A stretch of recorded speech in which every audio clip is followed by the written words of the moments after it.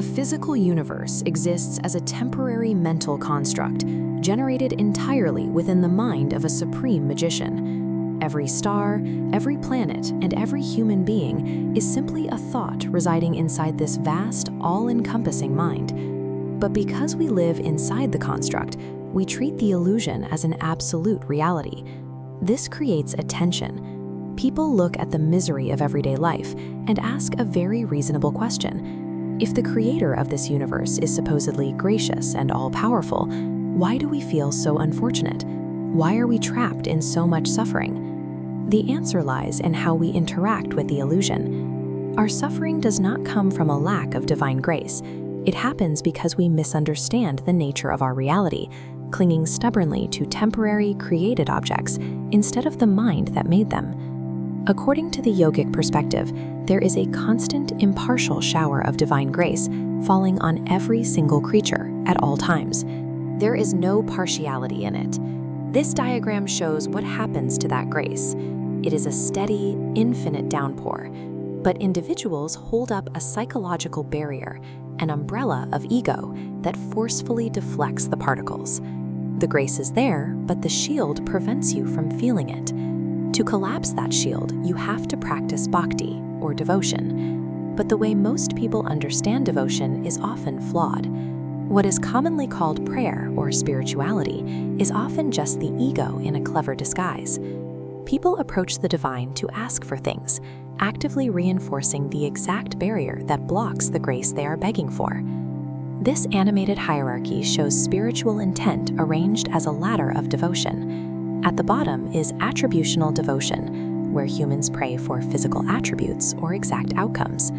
The lowest rung is static devotion, praying for the destruction of your enemies. This form of prayer cannot result in unification. The supreme magician is the father of your enemy as well, and since your motive is to harm his child rather than to join with him, the request never moves you closer to the source. The next step is mutative devotion, praying for money, fame, or worldly success. It's like a child crying for a toy instead of their mother's love. Because the intent is focused on a temporary object, progression is blocked. Above that is sentient devotion, where a person prays for personal peace and relief from worldly misery. But this is still flawed. The worshiper seeks salvation from the Creator rather than the Creator himself. To move higher, the entire structure must change. Any prayer that asks the Creator for a personal benefit, whether that is $1 million or profound spiritual peace, centers entirely on the self. It is an illusion that keeps the ego perfectly intact. There is a state of higher consciousness, non-attributional devotion. Here, a person loves the divine simply because the act of loving brings them pleasure. They ask for no physical rewards, no wealth, and no destruction of enemies. It is a massive step upward, but it remains a near miss on the path to truth. The motive is still anchored to the self. The individual loves because of the emotional enjoyment they receive from the act. There is a definitive rule in this system. As long as the self remains the primary beneficiary of the prayer, true unification with the supreme magician is impossible. The absolute summit of human existence is a state called ragatmika devotion. Reaching it requires that you love the Creator solely to give him pleasure, asking for absolutely nothing in return. This entirely selfless intent produces a mechanical result.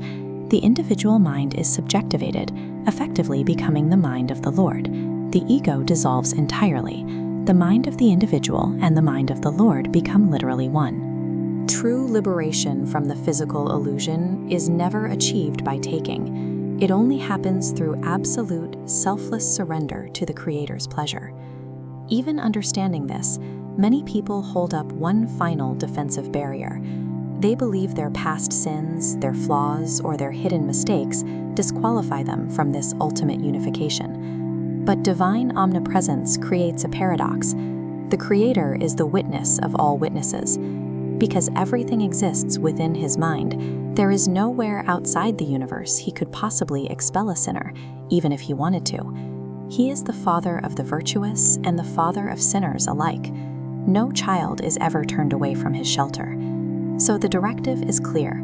Forget your past, drop your personal anxieties, and stop worrying about mundane problems. Destroy the umbrella of your ego. Serve the universe simply as an ideal child of the Creator, and take absolute shelter in selfless devotion.